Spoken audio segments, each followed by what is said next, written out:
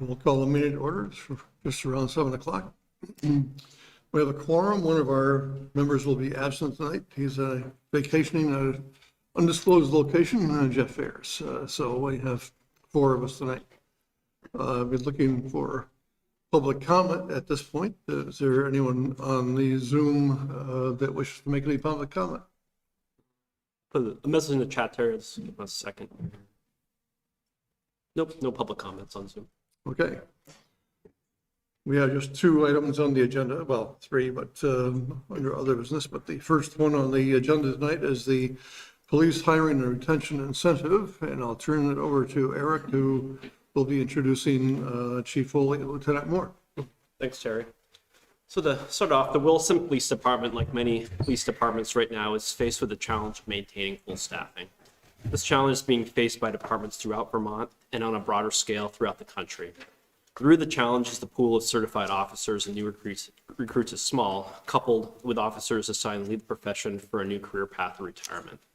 Currently, we have 2 open positions in the Williston Police Department and another 2 officers at the Police Academy. When fully staffed, there are 17 sworn officers in the department, including patrol officers, sergeant, lieutenant, and chief. The men and women of Williston Police have continued to provide high quality and dedicated service to the community while working through the short staffing and COVID-19 pandemic of the past 2 years. Our police leadership, Chief Foley and Lieutenant Moore, have been working to bring department staffing back to full strength and develop ways to work to achieve that goal. They've proposed a new financial incentive similar to what is being offered by other departments for retention and hiring. I worked with both the chief and lieutenant to review their proposal before bringing it to the select board this evening. This proposal will be over multiple years to spread out the incentive. I'll provide a brief overview for the board, then I'll turn over to the chief and lieutenant for their comments.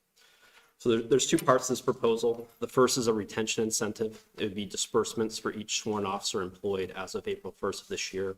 We look to do the disbursements in 3 installments. The first in May of $2,500, the second in May of 2023 of $2,500, and the third in May of 2024. There's a typo in my notes here of $5,000. The hiring incentive would be for disbursements for newly hired Vermont certified level 3 officers following that same progression. The first disbursement of $2,500 following successful completion of probation, which is 12 months. The second disbursement, 12 months after the first incentive payment, and the third 12 months after the second incentive payment. And we'd also have a disbursement for newly hired uncertified officers, $2,500 following graduation from the police academy, field training, and successful completion of probation, which is 12 months. And then 12 months after the first incentive payment would be the second incentive payment under the proposal. If this program were established prior to each wave of these disbursements, the select board would be asked to provide direction to the staff on the funding for each source. Possible funding sources include department operating budget savings in the current fiscal year, American Rescue Plan Act, ARPA funds, future budgets, or any combination thereof. So I'll pause if there's any initial questions from the board. If not, I can turn to our police leadership for their comments on the proposal. So we could probably go directly to the presentation of the chief and lieutenant at this point. We'll look at questions after that. Good evening. Thank you for this opportunity to address the board again. As you're well aware, this issue has been front court for us for the last year when the Commissioner of Public Safety did a survey outlining the troubles of recruiting law enforcement officers here in the state of Vermont and the projections for this current year.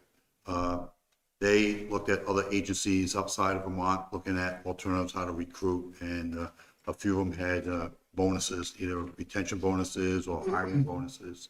And so I tasked Lieutenant Ward to do his own research and come up with some ideas, and then we brainstormed it. So I'm going to ask Lieutenant Ward to speak about what he did, basically address the memo that we sent to the town manager back in February, and then we'll discuss, how we came up with the numbers.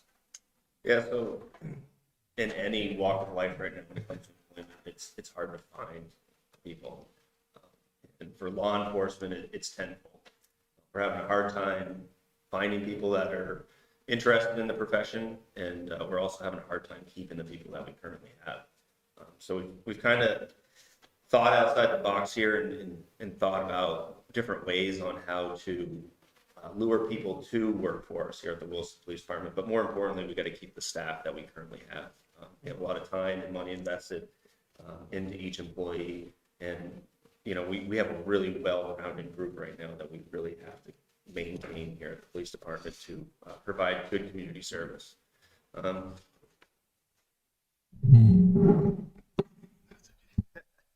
I won't go through the entire memo. I think most people have had a second to go through it. I think it's important to note that this town obviously is growing at a very fast rate right now, commercially and residentially. We're looking at about a 10% increase every single year when it comes to the call volume. And with the current staffing levels, it's just not sustainable to keep asking our employees to work as many hours as they are and carrying such large caseloads as they are. So this plan is hopefully a good bridge to that, where we can kind of get some other people interested in coming to work for the police department, help alleviate some of the long hours and the call volume that our current staff is seeing, and really help us move into the future in regards to providing different types of services to the community. The Comfort Dog program that we have that was established a couple of years ago has garnered just great support from everybody. And unfortunately right now, Officer Cohen and Duke, they're kind of being pulled back into the rotation where they're responding to calls on a daily basis. So that's one avenue that if we can get some more staffing, they can then kind of tailor back to where they should be, which is, providing community outreach and getting back into the schools. So that, this type of an opportunity would help alleviate a lot of those pressures that our staff is facing. If you go through, I noted some local departments that are doing some incentives when it comes to sign-on bonuses. I also threw in a couple that are out west. I want to thank the town manager because he did really step up and help brainstorm some of these. And the plan that we put forward is a really robust plan. It puts a lot of emphasis on our current staff. It puts some emphasis on recruiting some people that are fully trained. And one caveat that I think is really a good lure is the incentive for non-certified people. So that kind of sets us aside from some of these other departments to maybe get some people that are recently graduating college or maybe looking for a career change. It kind of puts us out there a little bit as being a little bit different maybe than some of the other departments in the area. So other than that, if anybody else. What we did with the cost, and we signed a new contract at the beginning of December. So the incentive we have pretty much parallels the next 3 years of the union contract. We have some built-in incentives in there. You increase the longevity. We've added incentives for degrees because there's a push on getting people college degrees into law enforcement, so better educated and all that. So what we recommended is that, we took a figure of $10,000 and built it over 3 years. So the first payment we'd be looking at would be a $2,500 stipend beginning of the first pay period, I believe in May. And then a year later, May of 2023, another $2,500. And then in the third year, which would be much close to the last year of the contract, we increase that to $5,000.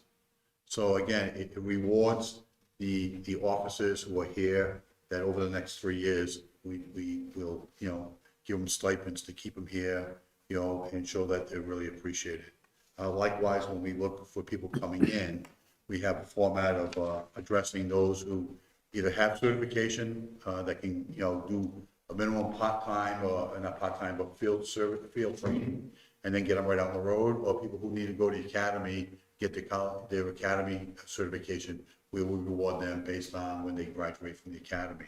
And again, we follow that also in we hired somebody who's newly hired, level 3, which we talk about the same thing is after they complete their probationary period, we would reward them with a stipend of $2,500. 12 months after that, another $2,500, and then the last 12 months later, another $5,000. So it's consistent with the retention bonus, so it rewards them. And then for those who are newly uncertified, we would go after graduation of the police academy and completing their probation, they would get $2,500. And then 12 months after that, they would get another $2,500. So again, it works closely in rewarding everybody that we have in our agency. Right now, we're asking them to do a lot with the lack. We have 2 officers in the academy. They're only in their second week, so they have still 16 more weeks to go. We have the 2 vacancies, and then we have another office, and we have a sickness in the department. So again, that's technically 5 positions we don't have. So both myself and Lieutenant are picking up a lot of the loose ends also. And we've got officers working, in addition to their 12-hour shifts, they're actually working, maybe 4 to 6 more hours in addition to that. So everybody has family, everybody has children. So again, we need to figure out a way to attract candidates here and reward them for coming here and show our appreciation to the current staff that have stuck it out. And so we look towards the board this evening to support us. And hopefully, it seems like we've been back here a lot over the last year. But again, everybody's in the same boat. And I think, there's got to be some turnaround. But I think if we articulate, our support for the law enforcement community here in Williston and show the business community and the residents that we want to maintain a strong police department, we want to recruit the best. I think, in the long run, it will pay well. Thank you. Questions from the board? My only question was, so I noted that, the incentive sunsets for retention purposes on May 2024. That is not the same stipulation for the hiring incentive. Is that correct? Right. It all depends when we get them. Right. Okay. Just wanted to clarify that. You have a question? Not necessarily a question. William Bouchard, I've been an officer with Williston Police Department for 6 years. I'm the current union president. I just wanted to say very quickly that this proposal has the full backing of the union and its members. We'd like to thank everybody that was involved and just say that we're fortunate that this is even a conversation that we're having. Good, thank you. That helps. Other questions from the board? Not a question, but a comment. Am I correct that a number of the other towns around us are doing like hiring incentives, but not not incentives for the people who have been there Yeah, for a while? It's funny you ask that because we just saw one come through a few hours back from South Burlington. They just put one through today. That one, from what I saw, didn't have anything for current employees, but it was a hiring bonus. They broke it down by years of service if you're a lateral, and it goes up to $10,000. So that was something that we just saw this evening. So it's kind of the new realm. I think we're at the beginning of it. My guess would be that these other departments are probably going to start doing something similar. But the pool of certified law enforcement officers in the state is getting smaller and smaller by the month. So there's a lot of experience out there, and we got to make sure that we keep the experience that we have. And you said that the call volume increases about 10% each year upon each year upon each year. As of right now, yes. So if you look back, obviously COVID, we're shut down here for a little bit when the world was kind of on pause. But you can just look in 2017, from 2017 to 2021, we're about 1,400 calls more already. So, and this year is on track to well surpass 2021 numbers. So, with the expansion of the commercial district and the residential neighborhoods that are being put in, I can only imagine that it's going to continue that trend. Okay. All right. Thank you. I think this is necessary, and I'm in favor of it. I have no other questions or comments. Good, thank you. Other questions? Comment. I think, yeah, thanks for obviously all your efforts. I'm in full support. I'm going back to the retention incentive because I hear Officer Bouchard 6 years, and I just looked at just the breakdown of you know, the money. Not that I want to push money out for no reason, but obviously there's a lot of folks that have been here longer than the 3-year piece that's in here. And I just kind of wonder, like, is that enough to reward those folks that have actually been in the trenches that long? so to Yeah, well, speak? it's funny. So like Officer Bouffard is in his 6th year. He's actually one of our most senior patrolmen. So 65% of our current staff is actually at that number or less when it Right. comes to service in the town of Williston. So I'm just thinking of that other 35%. yeah, we have one supervisor that's been here 30 years now. Another one that's in the 25 range. So we have a couple that have been here and been here a long time. That would be my only, like, not a concern, but just a thought, I guess, because I hear, you know, you're coming in, you know, in 3rd shift hours to cover.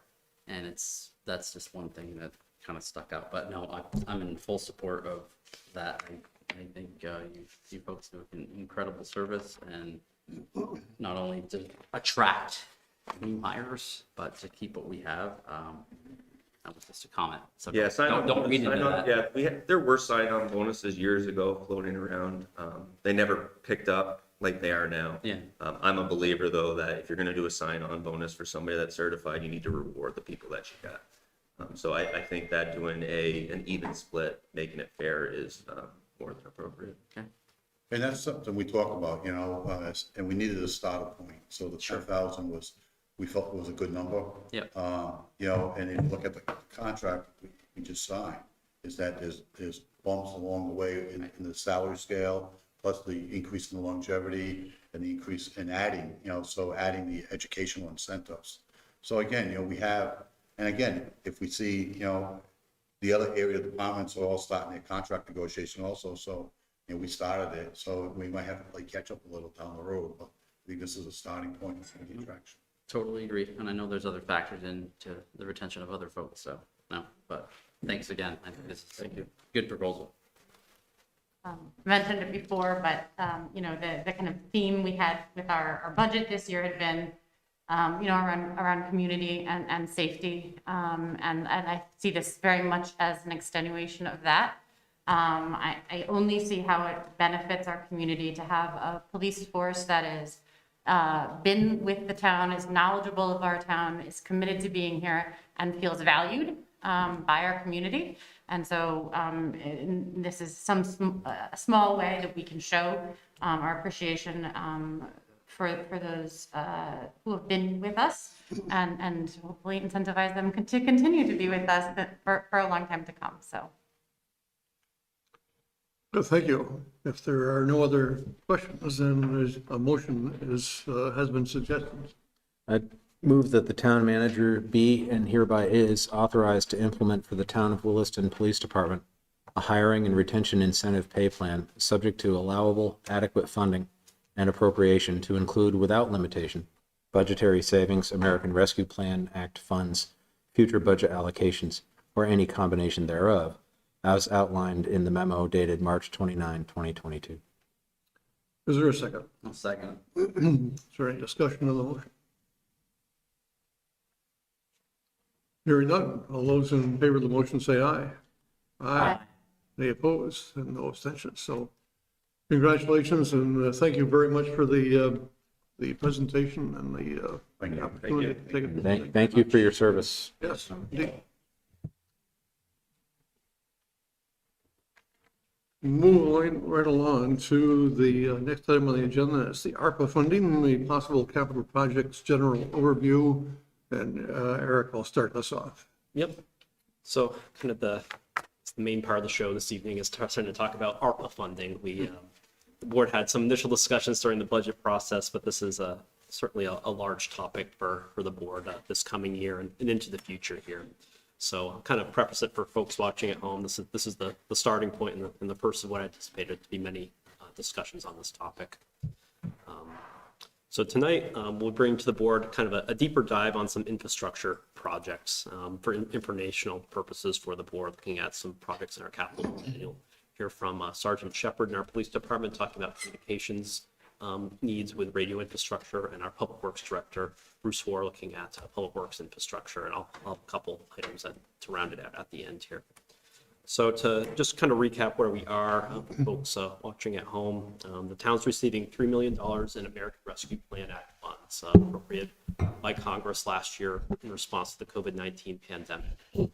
Conditions of that plan, spending plan must be complete by the end of 2024, and those funds must be spent by the end of 2026. In January, the U.S. Treasury Department released a final rule regarding how ARPA funds could be spent. And a large component of this was a change in the initial rule of a standard allowance of the $10 million. This allows the town to use 100% of its $3 million toward general government expenditures. Thus, it gives the town the maximum amount of flexibility to decide how to spend these funds. During the FY23 budget process, the Select Board allocated $669,000 of ARPA funds towards capital projects and its general fund operating revenue. So this leaves just over $2.3 million remaining to allocate, and that's the job ahead of the board in the month and perhaps years to come here. So there's several approaches for the Select Board to look at in taking on this task. And again, there's time to make these decisions. They can be done incrementally. There's over 2.5 years to continue to evaluate and leverage future funding sources and opportunities weighing the town's needs. I approved at March 15 a possible approach for the board to consider as you're having these initial discussions. I call it the 3-bucket approach, for lack of a better term. These 3 buckets: one looking at capital projects, one projects reflective of town goals, and the third bucket serving as a reserve for allocation over time, or general fund reserve dollars as well. If the board decides it wants to use this framework to make its ARPA decisions, the work in crafting the spending plan is how much to initially fill up these buckets with these ARPA funds and for what use, and it's understanding that these allocations could shift from that reserve bucket over a period of time, and these decisions can be made incrementally. So I'll pause if there's any initial questions from the board on this, and then I can get Sergeant Shepherd for his presentation. Any initial questions for Eric on this? Looks like we would, perhaps at the end of this meeting, we might want to decide whether you would like the 3-bucket method or not, and then we'll continue on with other discussion later on. Well, I guess we're ready for Sergeant Shepherd. He's going to join us over Zoom this evening, so I'll get Sergeant Shepherd connected, right?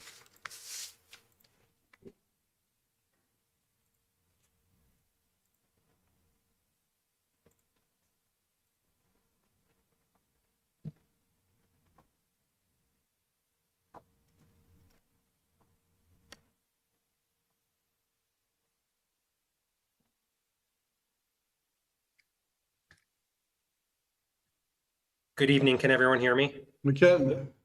Perfect. Let me share my screen here.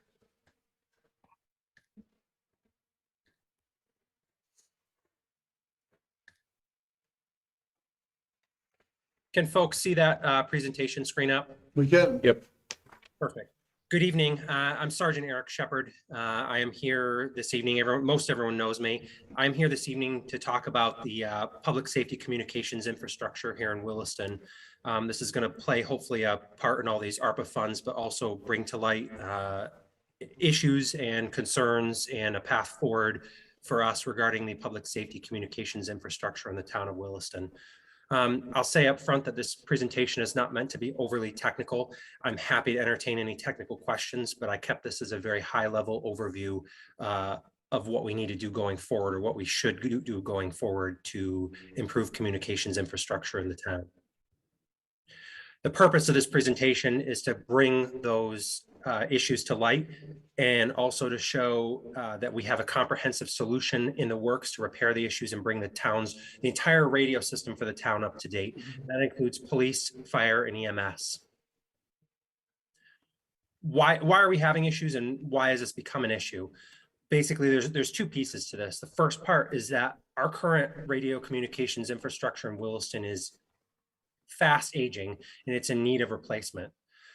The other portion of this is the town is growing. As you've heard from Lieutenant Moore and the chief, obviously our call volume is growing like 10% every year. We have a geographic piece of Williston that's growing in population here, and we need to provide radio services to keep our first responders safe and to communicate with folks. We're finding it tougher and tougher to do as the town grows and our infrastructure stays the same. So I'm going to break it down and talk about the two pieces of this. On the police department side of the house, we have a single radio repeater. That repeater is actually housed at the fire department. That repeater and our consoles in the office are actually more than 10 years old. And we have some parts that are actually from the mid 1990s that can no longer be repaired anymore. If they break, we actually have to go and acquire completely new equipment. On the fire department side of the house, their tactical channel is actually sitting inside of a shed that this year was so badly infested with mice that the electrical system had to be entirely revamped. They actually had to have a professional company come in and clean out the hut that it was in due to the infestation. And we're also sort of verging on everything needing to be digital capable, and not everything that we have is digital capable. The other piece to this is the inadequate coverage that we have.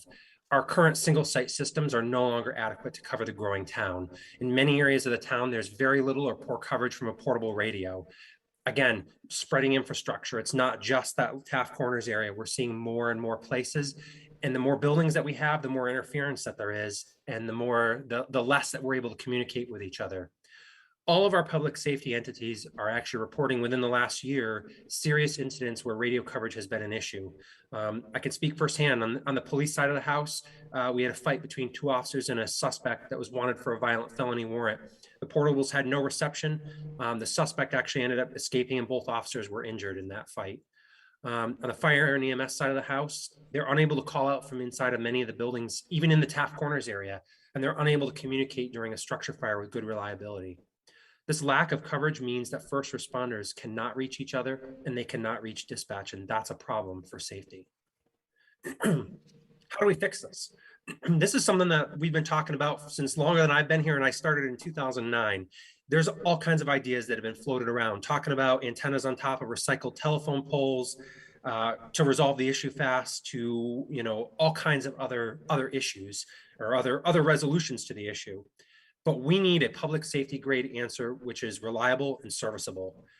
So we basically started and said, we need to identify that we need to move our equipment to a higher elevation. Higher elevation is better coverage. And then we may or may not need to use more than one location to transmit and receive from.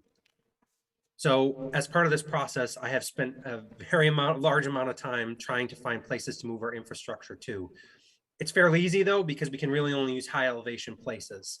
The biggest problem we've had is that the town of Williston sits in the approach path to the airport. Ideally, the goal was a single site system on the top of Nob Hill. Town owns the top of Nob Hill. It actually was one of the highest spots that we could put something. I put in a study to the FAA and they turned around and told me absolutely not, because of the flight path. We looked at all kinds of places inside and outside of town, but we ran into issues with the flight path, conservation land, radio interference, or just simply it was unavailable to us. This is a quick map of the town, and all those little red little towers were areas that we looked at to place communications infrastructure. That's about 20 places, all of which were essentially not viable except for the few that I'll discuss here. The plan that we've come up with is, in short, we're going to try to rebuild a tower at 64 Old Creamery Road. We're going to combine that with 2 receive-only sites and 1 more transmit location that's to be determined. That Old Creamery site was the highest elevation we could locate, which was considered viable from the FAA and also more or less available to us for discussions from a ownership perspective. And doing this also breaks our project down into stages. That way we can balance speed of getting this issue resolved with first responder safety and with economic interests.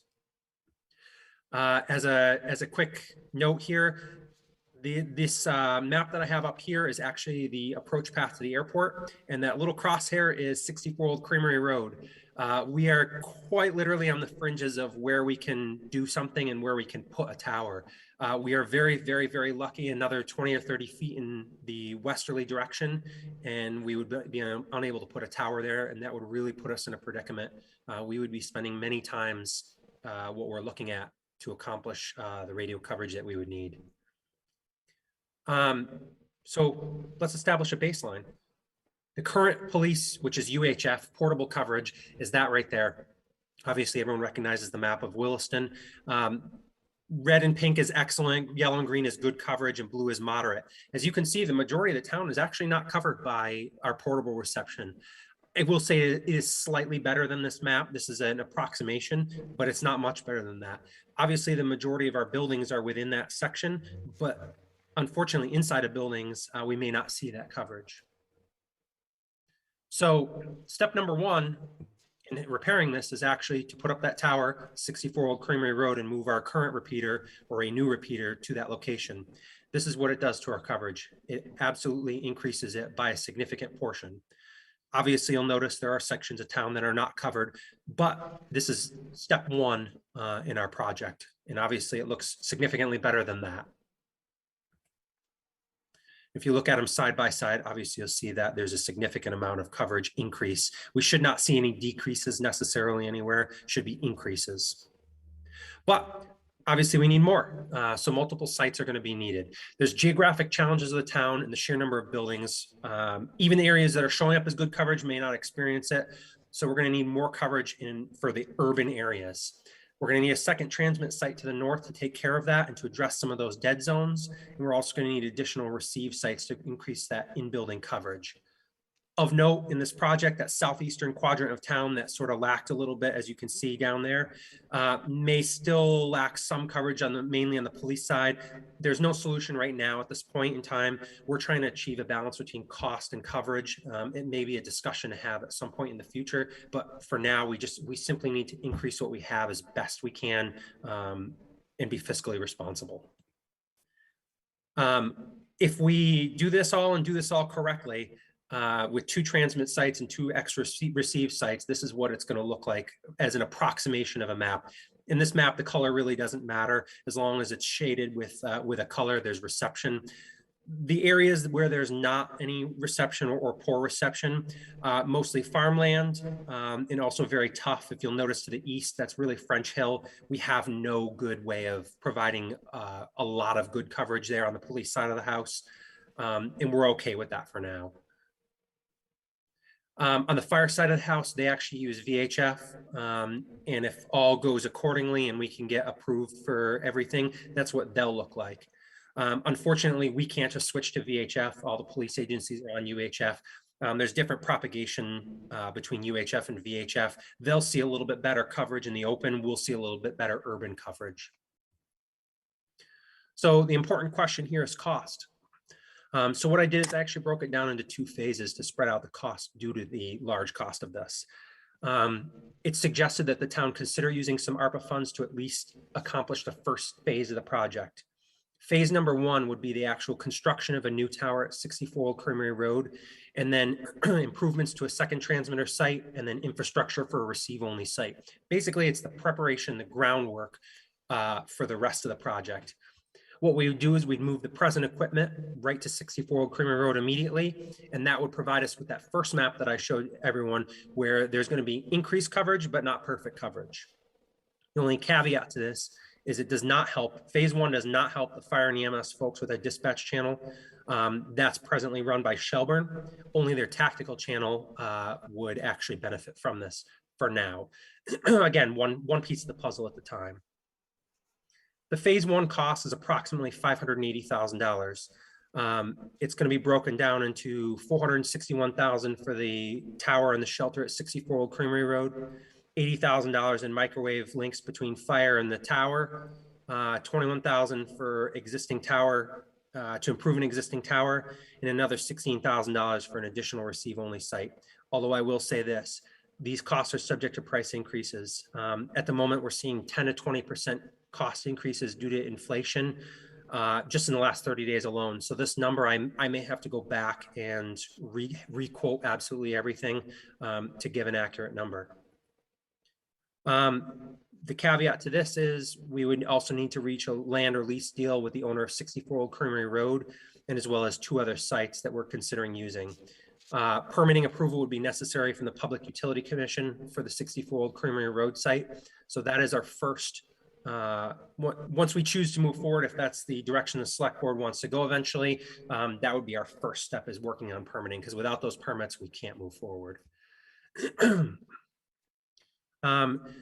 Should the select board wish to proceed, we need to discuss that lease agreement. If we can secure permits in a timely manner, the tower could be built as early as the end of 2022. I will say that a quick build is critical to ensure the current FAA study for the tower does not expire. If we wait and the approval expires, we risk not being able to build on the site at all. And if we can't do that, our costs would increase several times over, because we would need much lower quality sites and several of them, as opposed to simply the 2 transmit and 2 receive sites. Basically, the process is going to be, once we get the permitting, we're going to talk to the shelter companies. There's only one tower and construction company that's here in Vermont who can build it, and we would bid out all of the site work for the actual site itself. Once that's complete, phase 2 would be replacing the actual electronics for the system and migrating from a single site system to multiple sites, and that would see the greatest increase in the coverage to the town. Unfortunately, the cost for this is not cheap. It's approximately 1.5 million. We could break it down into sub phases should that be necessary. That way we're not spending that all at once, but really the final improvement is going to be when all of this is said and done. The goal is going to be that the police dispatch channel, or the police operations channel, the fire and EMS dispatch channel, and their tactical channel would become repeated multi-site systems. Systems improvements to the consoles will be made at that time to support the system. But keep in mind, I'm going to create the system, or I'm designing the system as being moldable for various dispatch models. Should our dispatch model change, there's going to be a cost to shift that functionality. However, it's significantly cheaper because we're planning it from the base up. During this process, we're also going to be working with another municipality to explore some redundancy across radio systems in 2 locations at no extra expense to us and none to them. We're each going to develop our own systems, and then we're going to have pieces that we can actually combine to create redundancy in the system without us having to expend extra money. The breakdown on this is pretty much the core infrastructure is about 560,000, another 150,000 in microwave equipment. In building equipment, it's going to be about 270,000. That's to receive the signals in. That's for us to be able to hear everything. That's for the fire department to hear their channels inside the building. And then the installation, warranty, project management, all the other things that go with it is about another 520,000. Again, as with phase 1, the longer we wait, the higher these costs go. We're already seeing a 10 to 20% increase in these costs that I've shown. And I expect it's probably going to continue on that trend. Is this a perfect solution? Have I come up with something that's absolutely perfect? No. We may find that certain specific buildings have poor coverage. There may be some small dead zones, again, in the east side of the town and the south side of the town in the very corner, but we have to balance cost versus gain. That last 5% of coverage may be a 50, 75, 100% more cost for that additional coverage. We have solutions. We have ways of mitigating that. We have not been able to find good locations for some of to put additional equipment, but by implementing this project, we're actually setting ourselves up to be able to make those investments in the future at a much lower cost than it would be available right now. In conclusion on this project, on this presentation, while the project's not insignificant in terms of cost, it is 100% necessary. We have to maintain what we have, we have to improve what we have, and we have to adapt to the changing infrastructure in the town. No one site's going to cover the whole town as it's been able to do in the past. And the stuff that we have now is pretty much no longer serviceable. Emergency and piecemeal repairs are going to be extremely expensive and may end up costing us a lot more in the end. Obviously, first responder safety is a priority to us, and the ability to respond for calls for service, both on the police, fire, and EMS ends of the house. Very important for us, and that's why we've kind of designed this project to be all-encompassing and to provide as much bang for the buck as possible. With that, I'm going to actually open it up to you guys. If anyone has any questions, I am happy to answer whatever I can. Good, thank you very much for the presentation. Board members, do you have questions for the sergeant? Terry, if I could just add a detail for the board. So the current property owner of 64 Old Creamy Road is Vermont Electric Co-op. And we've been engaged in conversations with our leadership team as Sergeant Shepherd's been working to scope this project out. And I'll just share that they're very supportive of this project, and should the town be interested in moving forward, we certainly feel we can have some good dialogue with them moving ahead, as the next detail would be to work out an agreement for using their property. So just let the board know we've it wouldn't be just starting a conversation with folks. We've kept them in the loop as we've started to explore this. Is there any idea how long it would take for the permit to be approved by the Public Utilities group? I don't have a good gauge of that just yet. We haven't embarked in one of these in my experience, but that would be one of the first things we'd look at to get a sense of what their docket looks like and what we could reasonably expect for when that could be up on their agenda consideration. Questions? What's the expiry date on the FAA study? I believe it is February of 2023. Okay. So not imminent, but also not, not far out. So our biggest problem is going to be, again, we've got to walk through the whole process. By the time we talk to VEC, by the time we do our permitting, by the time we bid everything out, and then, if winter hits, we may have trouble. The biggest thing is they basically have to dig a giant hole and dump 10 trucks of concrete into the hole for a base for this. And that's, if we don't do it before then, before winter hits, then we may be a little bit stuck. We run the risk of them saying no to an extension. Thank you. Other questions? I think I know the answer to this, but the new system you're proposing, it wouldn't really have it wouldn't be impacted at all by the change if we had a change in dispatch, right? That just change who's talking over the system, not the system itself. Correct. There is going to be some cost for us to hook into the infrastructure at regional if it goes that direction, but that would be no matter what system we have, our current system or anything else. I made sure to design this system as being moldable. If we need to go to regional, we can pivot to that. If we're going to continue how we are, we can remain there, etc. So I've designed this as being moldable and adaptable. Okay, thanks. Other questions?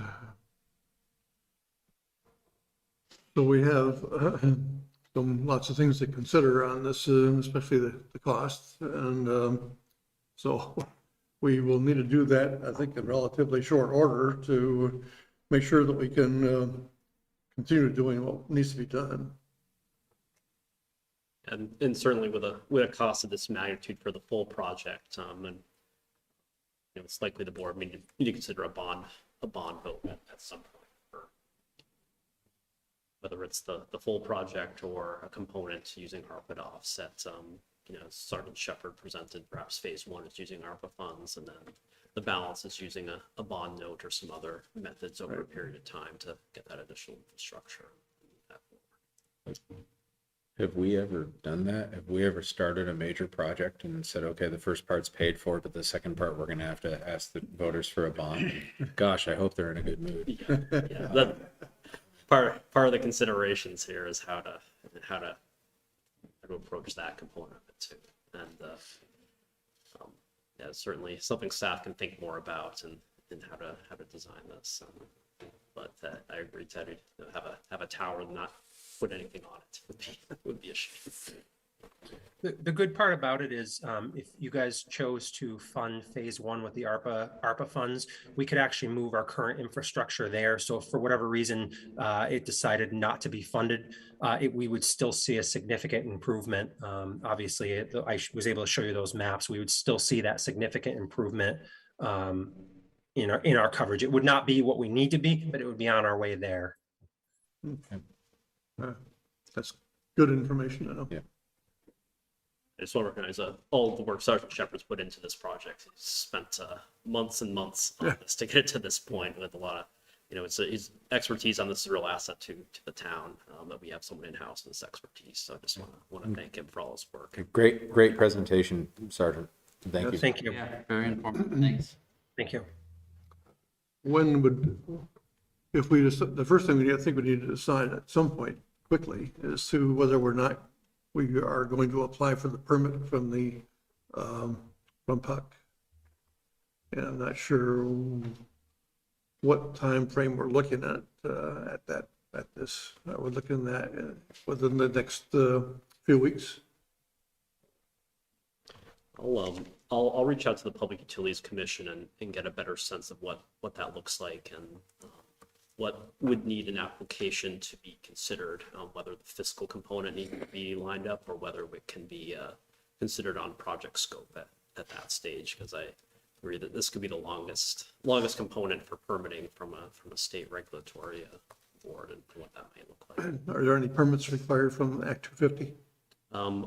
I believe the Public Utilities Commission would cover that.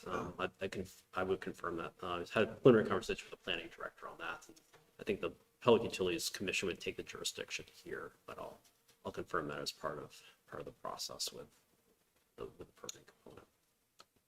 Okay, I think we're looking for more information to go forward with this. I don't hear any objection to going forward with this, so I think that's a step in the right direction. Yep. All right, thank you, Sergeant. We appreciate the presentation. Thank you very much. Thank you for your time. Thanks. Thank you. And we're going to Bruce, I guess, for Public Works.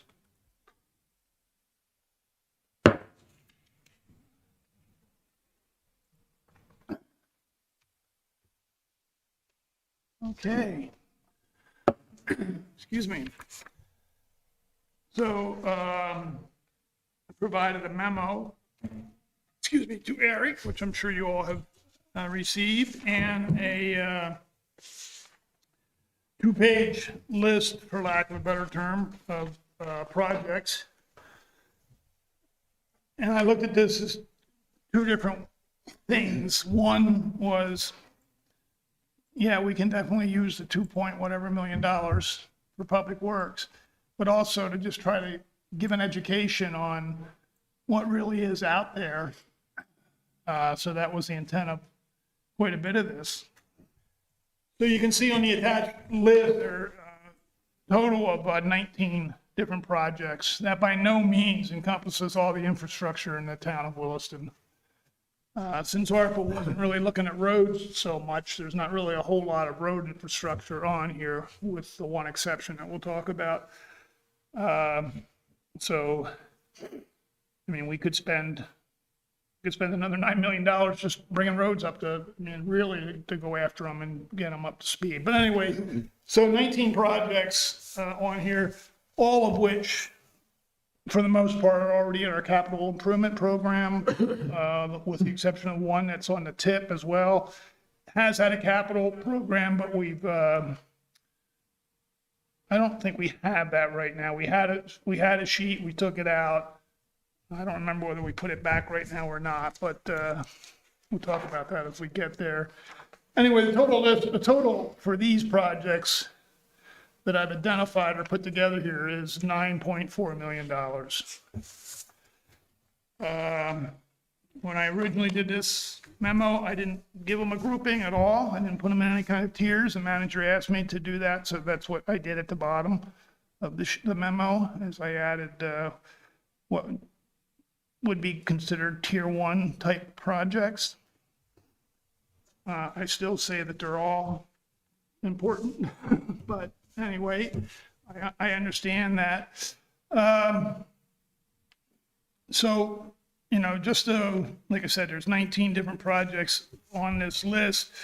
The Chamberlain Lane water line, you know, we were in design for that. It's actually been around for quite a while to do an upgrade to that line. When we went to the Lamplight project, we put that the Chamberlain Lane waterline project on hold. It's pretty much ready to go. And this, to echo what Eric had said to you before this, Eric Shepherd, is that all these numbers are probably gonna go up. You know, this $270,000 was from 20 or 21. So those numbers are certainly gone up. The hydrant replacement, once again, some of this was for an education. I don't know if you all know that we have over 675 hydrants in the town of Williston. You know, bluntly, that's a hell of a lot of hydrants. More so actually when you compare it to other towns than other towns because of the spacing that's been used over the years.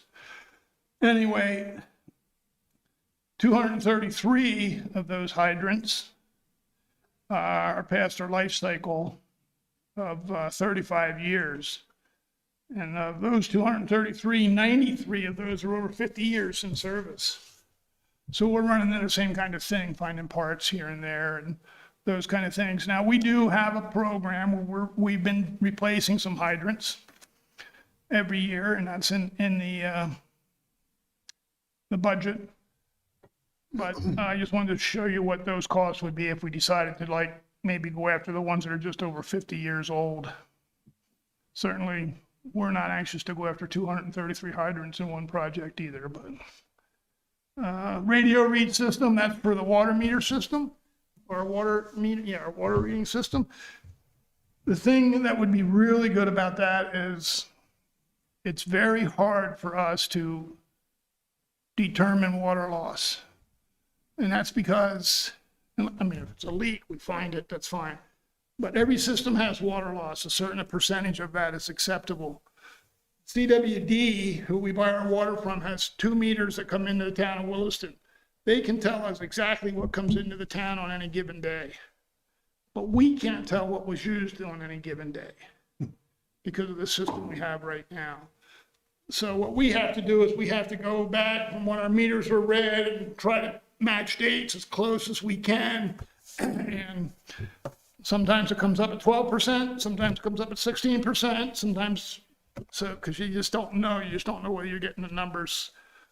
Anyway, so having a radio read system would be nice. The thing that's not nice about that one, and once again, even educating myself, is we have been going to radio read meters. Turns out they all have a battery in the top that expires, has a 30-year life cycle, and then you got to replace the whole meter. Meter might be obsolete in 30 years anyway. I don't know. But we do have another one now that has, you can just replace the top part of it. So it may or may not be a big thing. Anyway, that budget is just a guesstimate from talking to some other people of, $560,000. Bruce, what is the acceptable percentage loss of water? 10% is what you'd like to get to. The state will tell you that's impossible. I will tell you that we've been at 10%.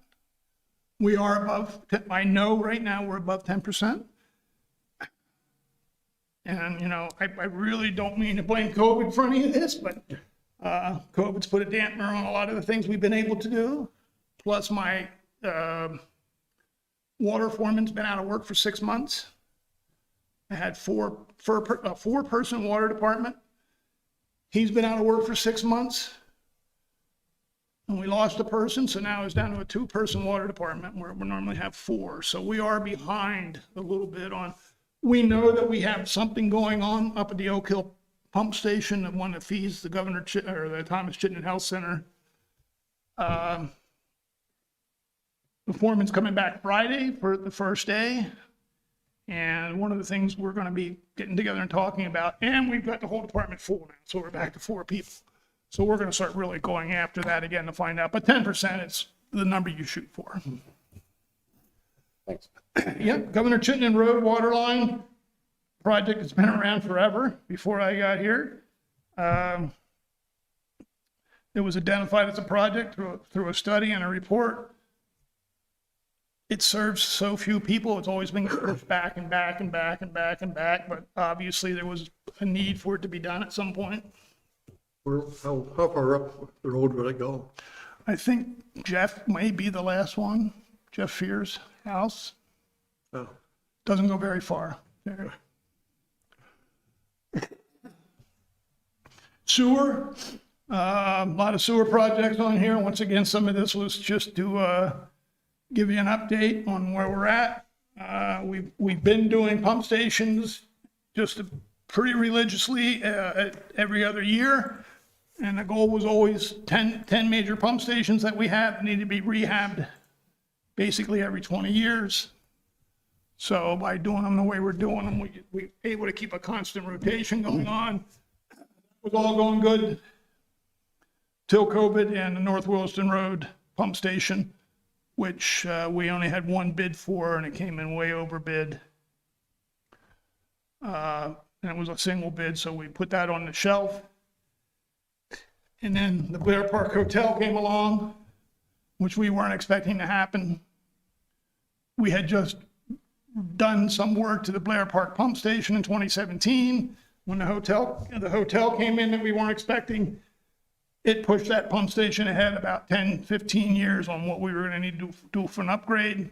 So in 2019, that one got another major upgrade of $500,000.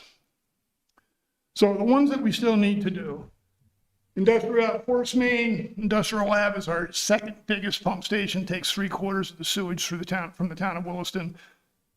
The report that was done in 2017 shows that that Force Main is gonna need to be upgraded, and we had it on our plan to start it in 2027.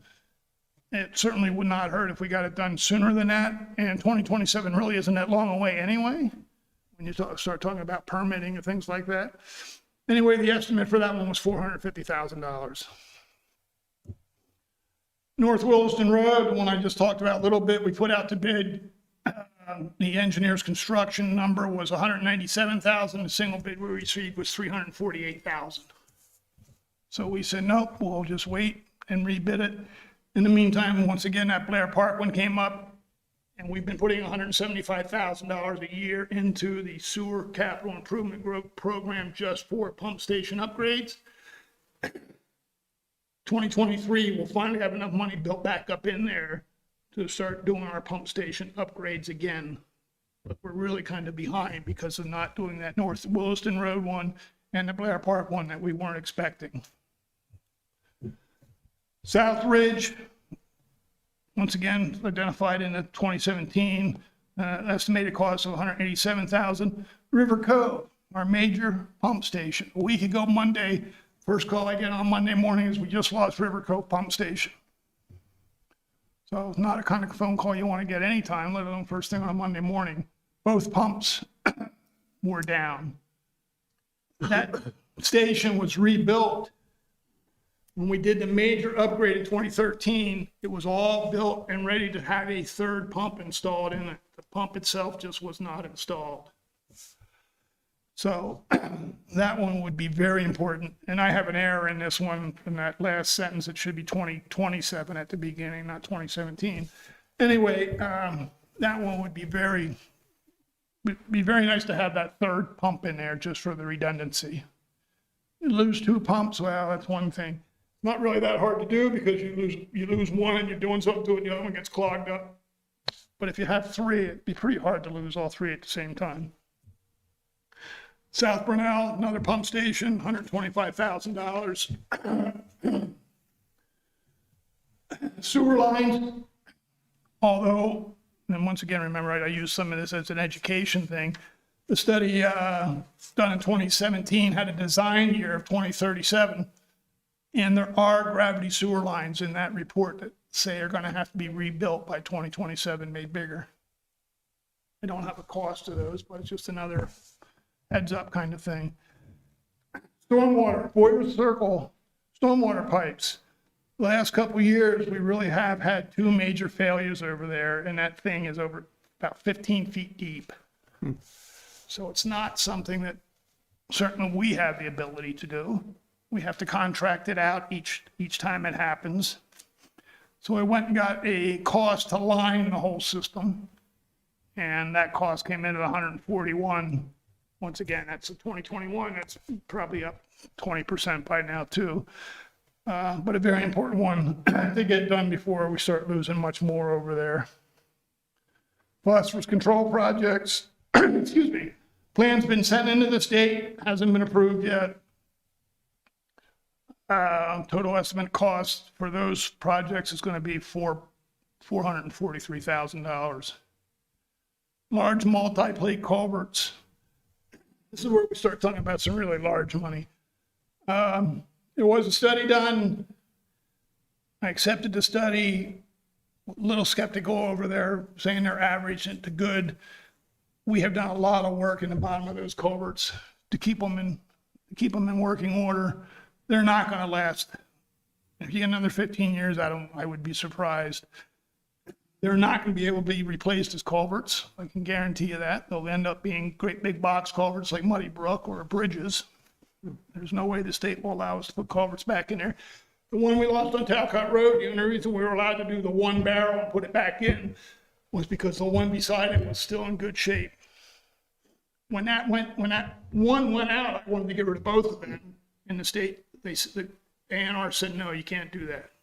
You can replace the one, but if you go to replace both of them, then you got to come up with a plan and put in a great big box culvert and all that stuff. So that number estimated in that report was $3.8 million. Bridge 17 Industrial Ave, the only bridge we have on Industrial Ave, built in 1932, reconstructed in 64. I think it's getting a little old.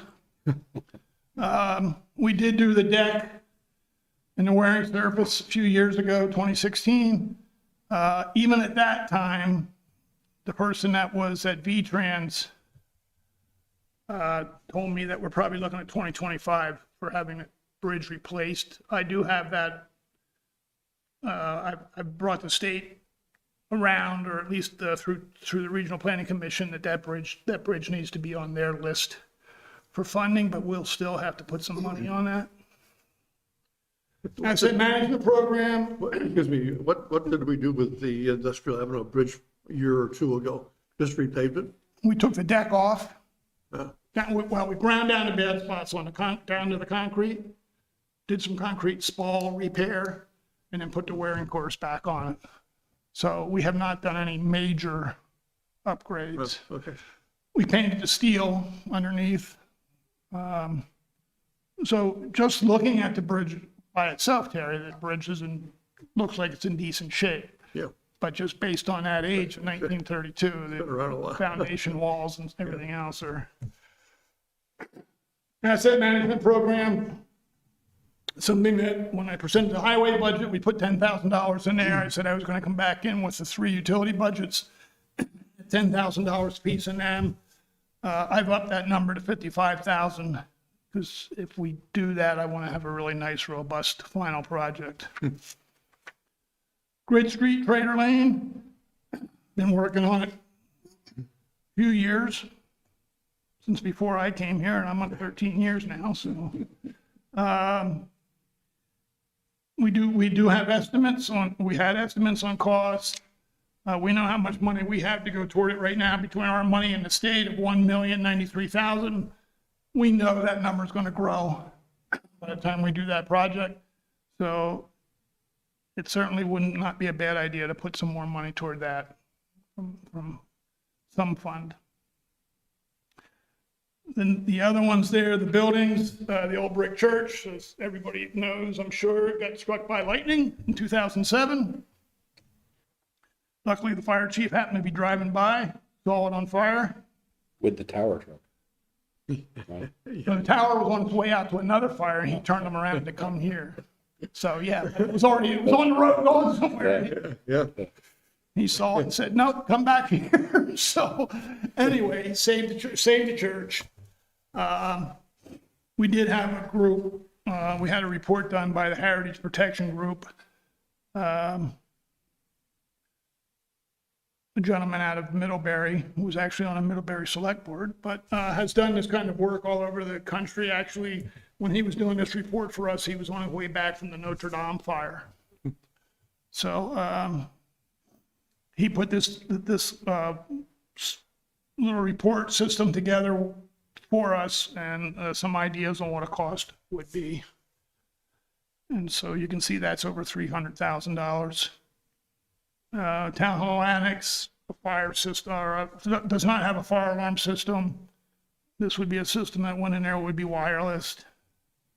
The parking lot for all of us, out back, $175,000, but that was a little bit, that one's gonna be low too, because that was before we started thinking about electric cars and putting electric car charging stations in. And the schoolhouse.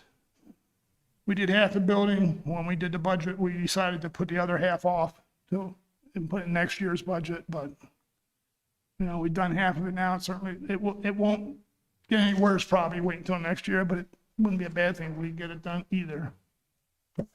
So, that's our list. And I know a lot of people are looking for money. We're always all looking for money anyway. Some of these that I've identified, we already have some money in the capital improvement program, so there could be some mix and match there. But certainly, you know, I try to be a team player with all the other departments, but I put it right in my memo here that this money should come to us. So. It all has to be done at some point in time. What's that? It all has to be done at some point in time. Well, that's the thing, and certainly, I mean, we're all in the same world and economy right now. Things have gone up, some things will come back down, but overall, the costs aren't gonna come down anymore. So, the only way I see it is they're gonna keep going up. And, you know, one of the things when I first came to Williston that I liked and I still like is that we have a good, robust capital improvement program. I was always impressed with that. But even with that kind of program, like I said, I use some of this as an education tool. We got $9 million worth of projects out there that are still waiting to be done. That number's not going to go down. And these are all important projects. Some obviously, you know, I would admit more so than others. Some of these are kind of critical to get done quicker if we can. So. Questions for Bruce? I'll, just a note to add, as Bruce mentioned, the board will have the enterprise funds, water, sewer, stormwater budgets for FY23 on your agenda at a May meeting. And one thing we'll plan to also look at is the unrestricted net position of especially the sewer and stormwater fund. That's the enterprise term for fund balance for those funds, and it's accumulating. Being with the finance director, town currently doesn't have a policy on what level to have that position, so it may be something for the board to look at of where that net position is. Does the board want to think about a policy for a level of that net position? Potentially some of those funds could be used towards some of these projects that Bruce is outlining, either as a component or to work through some of these projects. So kind of for the board to keep that piece in mind as well, there might be some additional opportunities to explore where the town's accumulated some funds to invest in some of this infrastructure and may not need to all be through ARPA if the board wants to go that direction. All these projects that I've listed on here are, with the exception of maybe one or two, are all enterprise. So they all affect the rate. So, you know, if we have money that we can put toward them that doesn't affect the rate, then that's one of the ways to think about it, in my opinion, too. So, Good point. all right. Good. Thank you. Thank you all. Thank you. So I think the one thing that we might be able to take action on tonight as far as the ARPA funds is the suggestion from the town manager about the 3-bucket method. You know, whether we're happy with going with that method, then we can go forward to take a look at putting money in different projects. Any comments on that?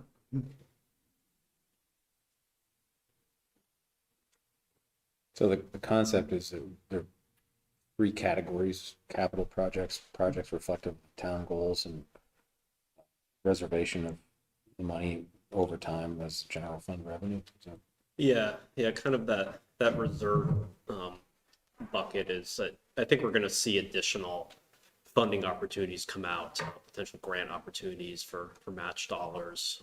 Also thinking about from a revenue component, the board allocated $300,000 in the coming budget year of 23 and thinking about how our revenues line up and if strategically using some ARPA to offset any potential, to help smooth any future tax projected increases and being aware of where the fund balance is, using some of those funds to leverage that. So my initial thought might be designated, at least $500,000 or so in that category. It can be assigned over time, but we've got a couple of years to kind of see how things play out a little bit too. These three categories are, they're fluid. We could move within them, correct? Yeah, absolutely. That would be the idea. You kind of say, well, maybe this capital project we want to really move forward in the short term. Let's staff please go ahead and get that project moving.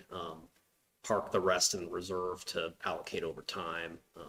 Then maybe you find something's been designated, it hasn't occurred yet, and then we find a grant opportunity, then we can replace those funds and you can reallocate those funds because it doesn't have to all be finally allocated at the end of 2024. So the board has some time to recalibrate. Does it have to be spent by 2024? By the end of 2026. Yeah. Do we have any information about the federal infrastructure act that was passed? We've tried to gather some preliminarily. I'll say it's kind of trickling out.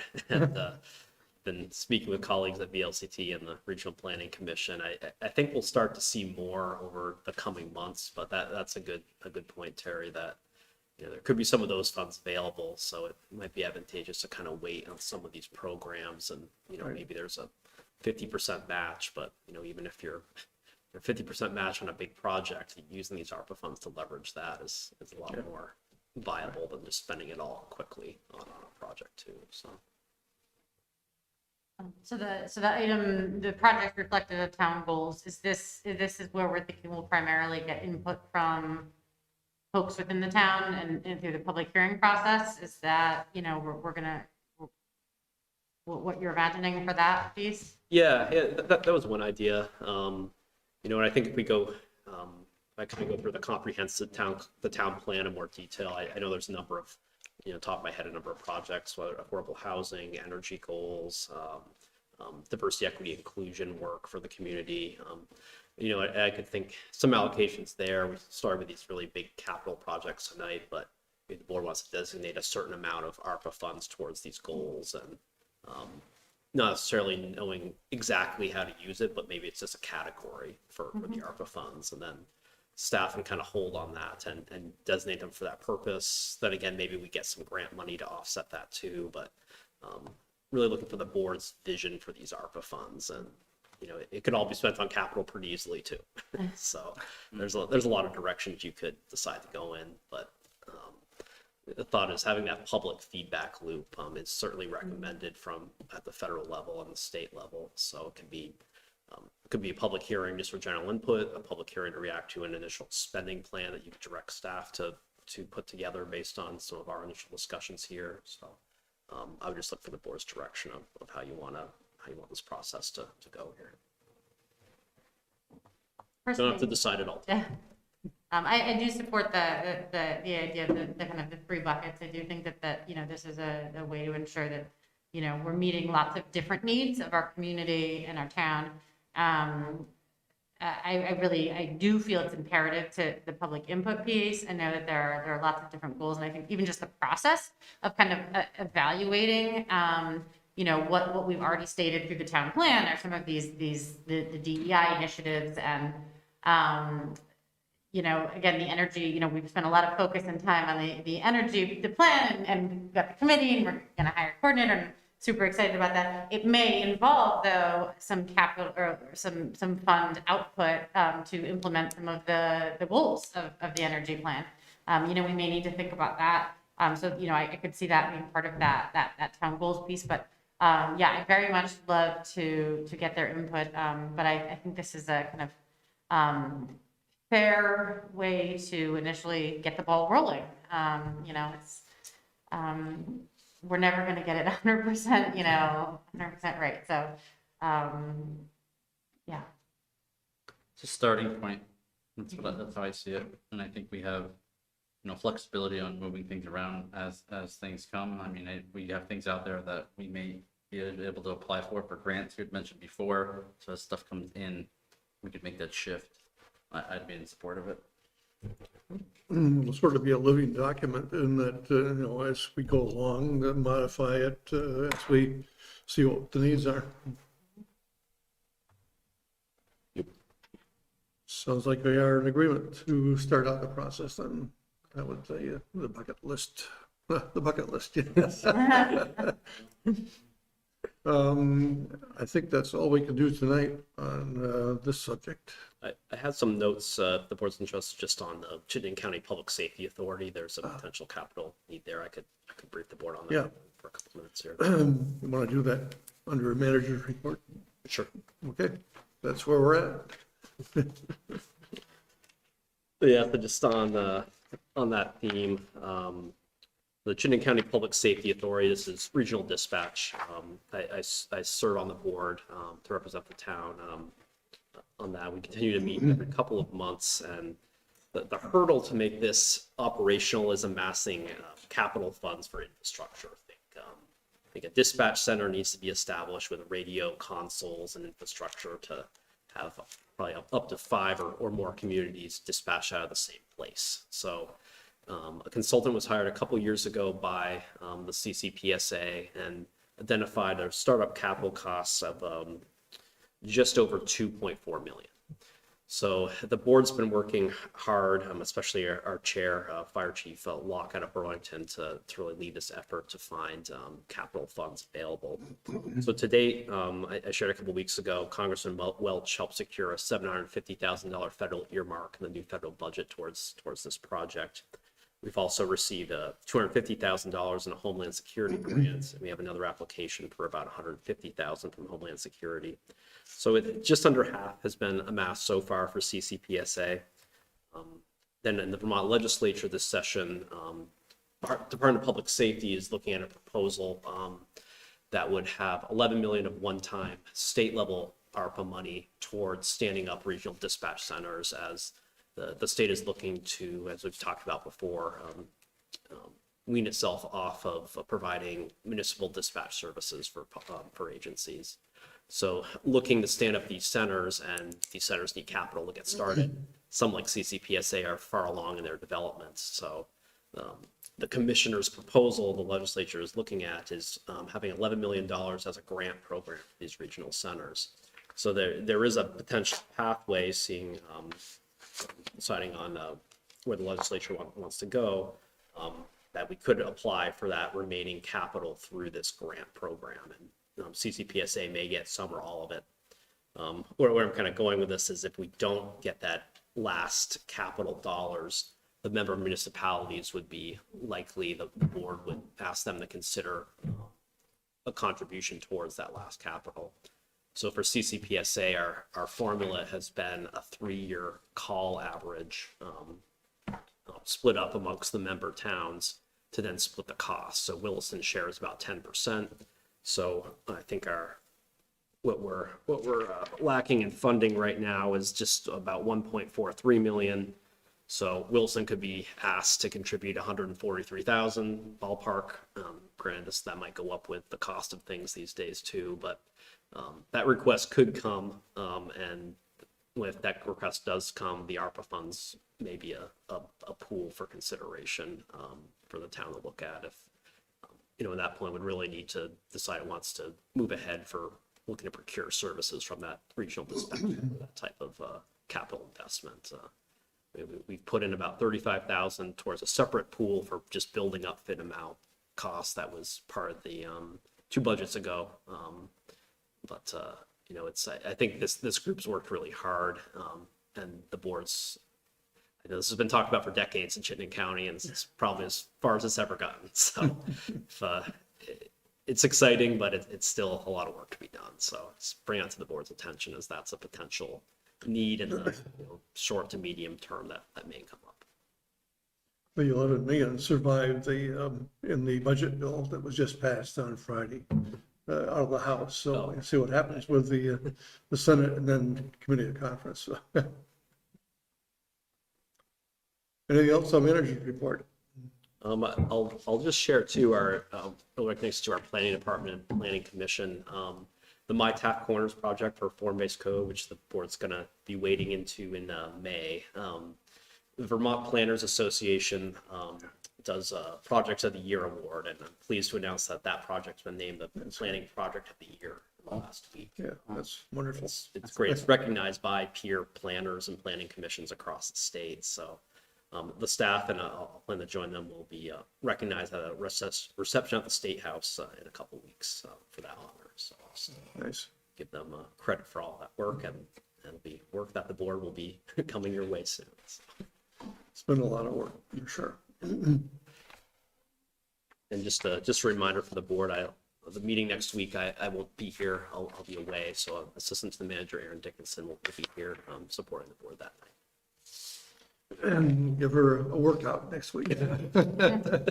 We went over Zoom today. The little quirks. She has been listening in to the select board meetings right along, so it won't be a surprise to her. And I just went back to the chat. I have a hand raised, Terry, from Chapin Caner. Pardon me? I have a hand raised in the chat from Chapin Caner. If you want to take any comment. At this Sure. Hey, Chapin, sorry, I just got back to see you had your hand raised. I'm going to. Oh wait. Oh, his hand went down. Nope, it went back up. Okay. I'm going to connect you to talk now, Chapin. Hold on just a moment.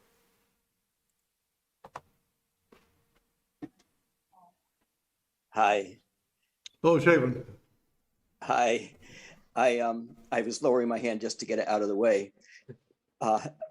I read all the materials and I listened to the presentations tonight, but I didn't sign on till after Eric's introduction. So I apologize if what I say was in what he said, but it wasn't in his overview that was written. Just a reminder, as I'm sure you're all aware, that when we get an energy coordinator or an energy planner as our position, that person will have capital budget requests as well as other budget requests. And some of those projects are going to return money to the town, sort of along the line of the solar trackers in the meadow behind the town hall. If they get more municipal solar approved, and I think actually Eric did mention this in terms of what maximums we can have, but I think there's ways around that.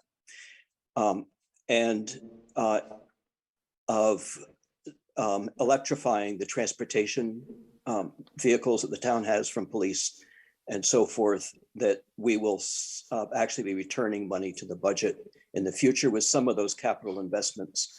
And so that would be a shame to miss them, the opportunity to fund some of them. But that we don't have that basically department head at this point to be presenting anything tonight. So I just wanted to make sure you hold that thought in how you allocate the funds. Thank you. Good. Thank you, Shaven. And we would anticipate that they'll be in the line with everybody else on the capital construction bill. So part of the budget. So thank you. Is there any other business that we should be taking up tonight? Hearing none, then we will be adjourned.